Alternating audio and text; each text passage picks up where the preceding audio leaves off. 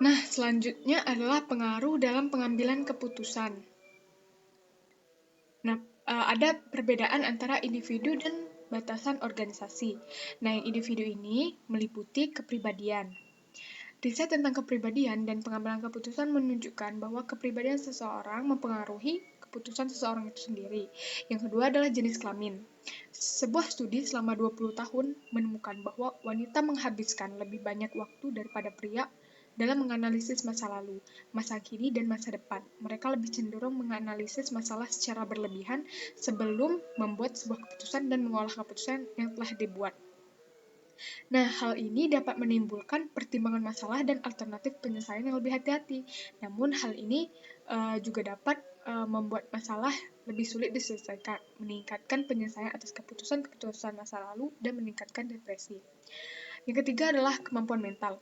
Orang-orang dengan tingkat kemampuan mental lebih tinggi yang lebih tinggi dari mampu memproses informasi lebih cepat, memecahkan masalah lebih akurat, dan belajar lebih cepat, sehingga mereka juga lebih sedikit beresiko salah dalam mengambil keputusan umum. Dan yang terakhir adalah perbedaan budaya. Latar belakang budaya dalam pengambilan keputusan secara signifikan dapat mempengaruhi pemilihan masalah, kedalaman analisis, pentingnya logika dan rasionalitas, dan apakah keputusan organisasi harus dibuat autokrat oleh seorang manajer atau seorang kolektif dalam kelompok. Sedangkan batasan organisasi meliputi yang pertama adalah evaluasi kerja. Nah, jika manajer divisi percaya bahwa kinerja pabrik di bawah tanggung jawabnya beroperasi dengan baik ketika dia tidak mendengar hal negatif, maka manajer yang menangani pabrik tersebut akan berusaha agar hal negatif tersebut tidak sampai kepada atasannya, yaitu manajer divisi. Yang kedua adalah sistem imbalan. Nah, sistem imbalan organisasi mempengaruhi pengambilan keputusan dalam menentukan pilihan pembayaran pribadi mana yang lebih baik. Jika organisasi menghindari risiko pemberian imbalan, maka manajer itu kemungkinan besar menggunakan keputusan konservatif. Yang ketiga adalah peraturan baku. Semua organisasi, kecuali organisasi yang kecil, membuat peraturan dan kebijakan untuk memprogram keputusan dan mengarahkan individu bertindak sesuai dengan yang diharapkan. Dengan demikian, mereka membatasi pilihan-pilihan keputusan. Yang keempat adalah batasan waktu akibat sistem. Hampir semua keputusan penting ada deadline-nya. Kondisi ini sering membuat sulit jika tidak mungkin bagi para manajer untuk mengumpulkan semua informasi sebelum membuat keputusan. Dan yang terakhir adalah contoh historis. Keputusan-keputusan individu merupakan poin-poin dalam arus pilihan yang dibuat pada masa lampau. Jadi pilihan yang dibuat hari ini sebagian besar merupakan hasil dari pilihan yang dibuat selama bertahun-tahun. Nah, bagaimana etika dalam mengambil keputusan? Ada 3. Yang pertama adalah utilitarianisme.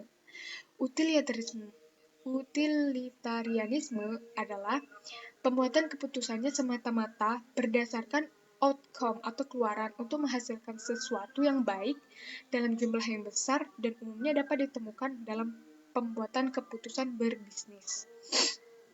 Kelebihan yang dimiliki oleh kriteria ini ialah pencapaian efisiensi dari produktivitas, sementara kelemahannya ialah mengesampingkan hak-hak yang dimiliki oleh individu. Yang kedua adalah whistleblower. Whistleblower ini adalah pembuatan keputusan yang didasarkan pada hak-hak yang dimiliki, seperti saling menghargai dan melindungi hak dasar tiap individu. Yang terakhir adalah etika perilaku, yaitu pembuatan keputusannya berdasarkan tiap peraturan yang dibuat secara adil dan fair, atau adanya keseimbangan dalam distribusi keuntungan dan biaya. Umumnya digunakan oleh serikat pekerja agar mereka mendapatkan upah yang sama dengan job desk yang dilaksanakan. Kreativitas, pengambilan keputusan kreatif, dan inovasi dalam organisasi. Dalam pengambilan sebuah keputusan, seorang pengambil keputusan tidak hanya memerlukan pengambilan keputusan rasional saja, melainkan mereka juga membutuhkan kreativitas. Kreativitas mendorong pengambil keputusan untuk menilai dan memahami masalah. Nah, ada model 3 tahap dari kreativitas. Kreativitas melibatkan 3 tahapan, yaitu penyebab perilaku, perilaku kreatif, dan keluaran dari kreatif atau hasil kreatif.